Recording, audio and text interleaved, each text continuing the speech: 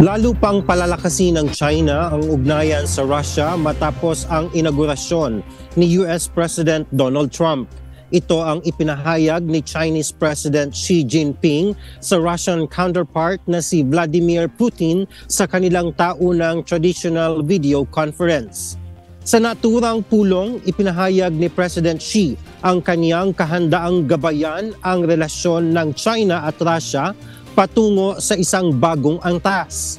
Gayon din ang pagtugon sa mga anyay external uncertainties.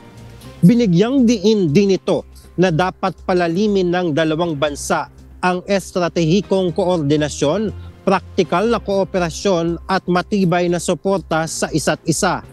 Una nang nagbanta si President Trump na kung hindi pa tatapusin ng Russia ang digmaan sa Ukraine ay papatawanan niya ng mas mataas na buwis, taripa at parusa ang Russian products na ibinebenta sa Estados Unidos.